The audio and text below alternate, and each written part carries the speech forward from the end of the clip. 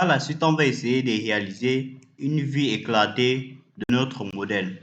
Pour cela, pour réaliser une vue éclatée, sans toutefois modifier cet élément-ci, on doit devoir créer ce qu'on appelle une nouvelle scène. Pour créer une nouvelle scène, vous venez, vous cliquez, vous vérifiez que l'icône à ce niveau scène est activée.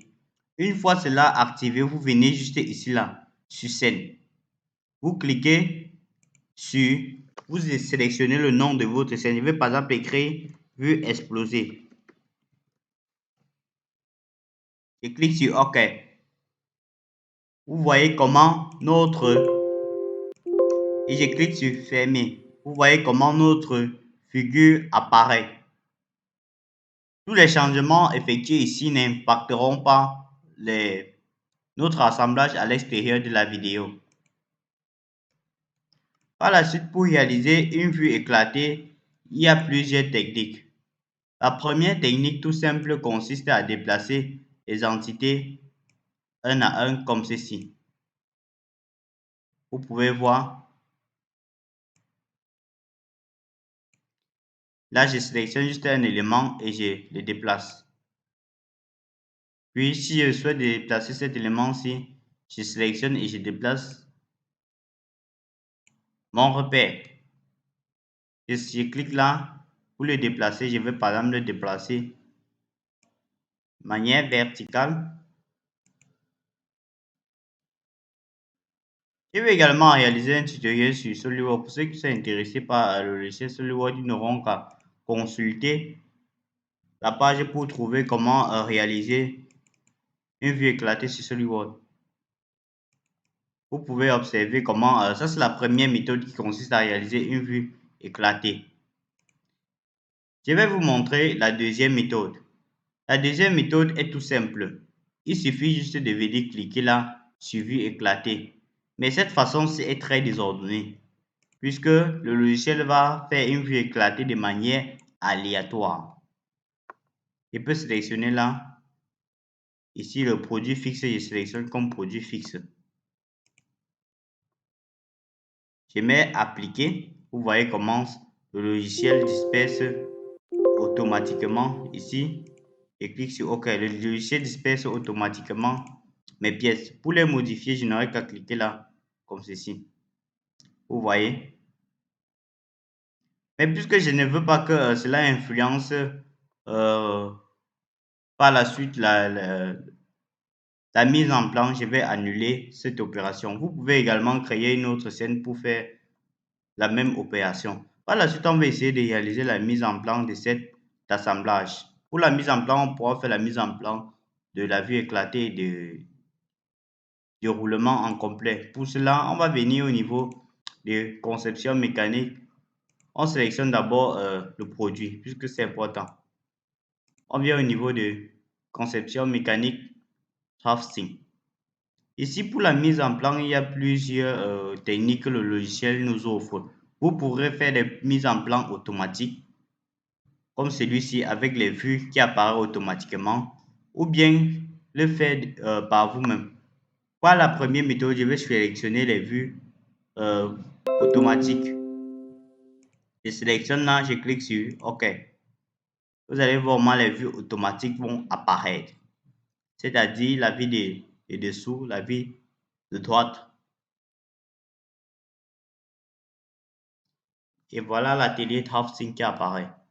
Vous pouvez voir comment les vues ont apparu de manière automatique. Ne vous inquiétez pas, je ferai la deuxième méthode par la suite pour générer les cotations et automatique. Vous venez là. J'ai vu en réaliser un tutoriel sur la chaîne pour expliquer ces éléments-ci. Vous n'aurez qu'à les consulter si vous souhaitez mieux apprendre sur ces éléments. Si on veut par exemple faire un fond de claque, on n'aura qu'à venir cliquer au niveau de édition, cliquer sur fond de claque, venir cliquer sur cadre et cartouche. Vous allez voir sélectionner, cliquer sur OK. Vous allez voir moi le cadre et le cartouche apparaît automatiquement. Pour quitter, vous venez au niveau de édition, vous cliquez sur claque des vues.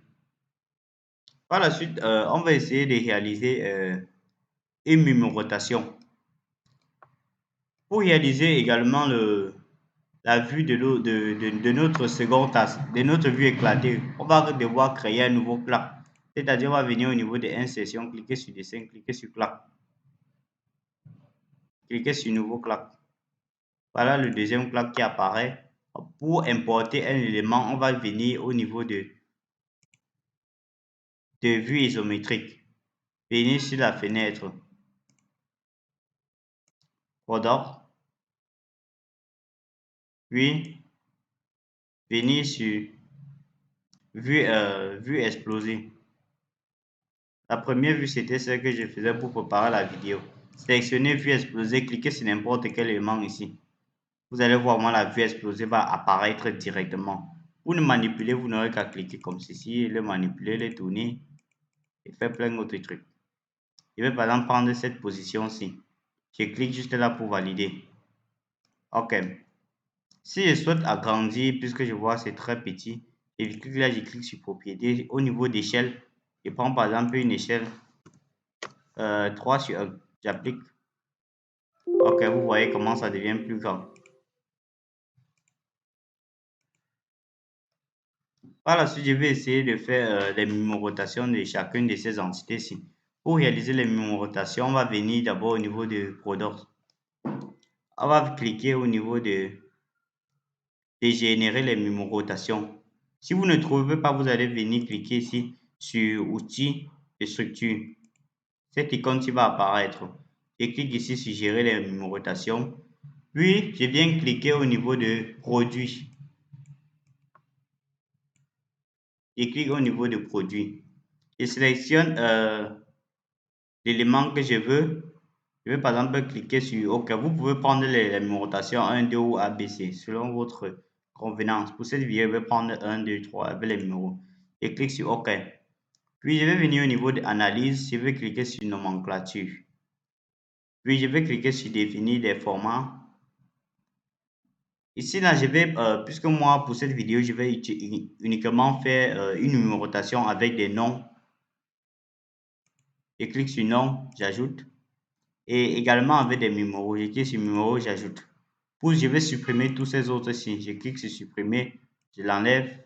Sur Notype, j'en l'enlève. Quantité, je l'enlève. Référence également. Je vais juste garder numéro et nom. Ici, je vais vider tout celui-ci. Je clique sur OK. Je clique à nouveau sur OK. Par la suite, si vous souhaitez changer chaque élément, vous n'aurez qu'à venir changer le nom. Ici, là. Une fois cela fait, on va revenir au niveau des fenêtres. Cliquez sur Drafting. Drawing dans notre dessin. Venez cliquer au niveau de Insertion. Cliquez sur Générer. Cliquez sur au niveau de Générer. Au niveau de Nomenclature. Tout d'abord, venez cliquer sur Générer. Cliquez sur Générer les numéros. Vous voyez comment les numéros apparaissent automatiquement. On pourra zoomer pour voir chaque avec son numéro. Et des zooms pour que vous puissiez mieux voir. Voilà, pour faire apparaître le cadre ici là, qui va contenir tous ces éléments, on va venir à nouveau sur Insertion. On va venir sur Insertion, Génération, cliquer sur Nomenclature, cliquer sur Nomenclature simple. Vous allez voir, la nomenclature va apparaître. Et sélectionnez n'importe quelle partie de la surface, la nomenclature apparaît. Ici, vous pourrez également changer l'échelle si vous voulez. OK, vous voyez, la nomenclature, c'est comme ça qu'on fait pour travailler des documents professionnels. Ici, ce sont des pages puisque je n'ai pas changé le nom dans les vidéos. Pour la vidéo. Ici, je peux également réaliser le même truc avec le claque numéro 1. Donc, je viens au niveau de fenêtre, insertion, générer, générer d'abord les numéros, puis générer la feuille. J'ai fait un tutoriel pour expliquer comment marcher tous ces éléments-ci sur la chaîne. Si cette vidéo vous a plu, n'hésitez pas à liker, à poser vos questions en commentaire et à vous abonner. Peut-être je ferai plusieurs vidéos pour expliquer chacune de ces éléments si vous le souhaitez. Vous n'aurez qu'à l'écrire en commentaire. On a appris, je crois, je suis conscient qu'il y a eu beaucoup d'informations dans cette vidéo aussi, notamment les vues explosées et autres. Vous n'aurez qu'à visionner la vidéo plusieurs fois pour comprendre parfaitement chacune de ces étapes. Je vous remercie pour le visionnage.